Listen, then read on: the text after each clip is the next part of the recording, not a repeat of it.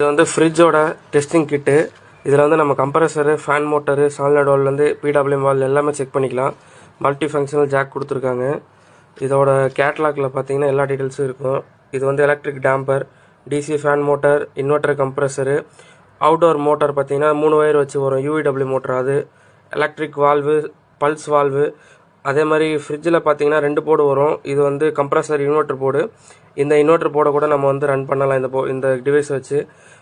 இந்த மாதிரி மல்டி ஃபங்க்ஷன்லாம் இந்த கிட்டில் யூஸ் பண்ணலாம். இந்த கிட்டு கூட வரது பார்த்தீங்கன்னா இந்த மாதிரி ஒயரிங் வரும்.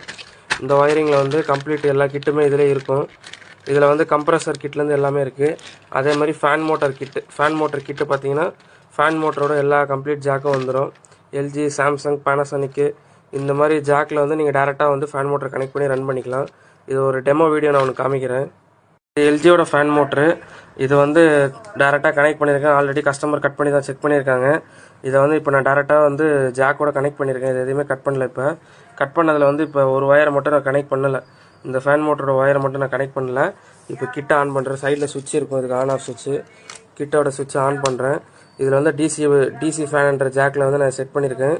இதில் டிசி ஃபேன் இது ஆப்ஷன் வந்து ஆன் பண்ணிட்டோம் அப்படின்னா இந்த ஃபேன் ஓட ஆரம்பிச்சிடும். இந்த ஃபேன் ப்ராப்ளமாக இருக்கிறதுனால எரர் வருது. E01 இந்த ஃபேன் மோட்டர் வந்து ஓடலன்னு அர்த்தம். அதேமாதிரி இதில் ஃபால்ட் இண்டிகேஷனில் வந்து லைட் இந்த மாதிரி பிளிங்க் ஆகும். இந்த மாதிரி இருந்துச்சுன்னா மோட்டர் வந்து கம்ப்ளைண்ட்டு நம்ம ஈஸியாக கண்டுபிடிச்சிடலாம். இப்போ நான் ஆஃப் பண்ணுறேன்.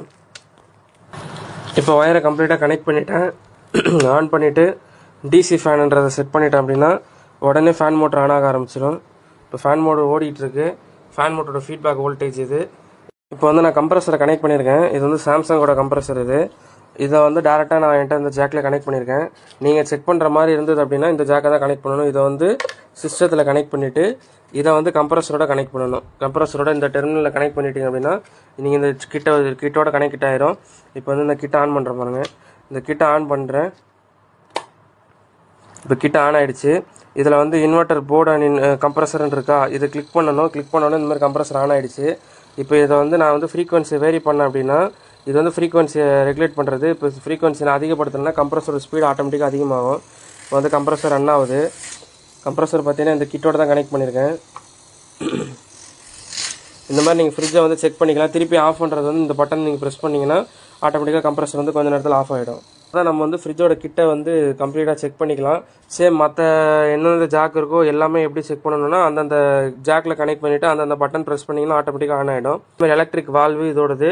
எக்ஸ்பென்ஷன் வால்வு கூட நம்ம இதில் செக் பண்ணிக்கலாம். ஏசிக்கு வர எக்ஸ்பென்ஷன் வால்வு கம்ப்ளைண்ட் இருக்கா, நல்லா இருக்கான்றது கூட நம்ம இந்த கிட்டில் செக் பண்ணிக்கலாம்.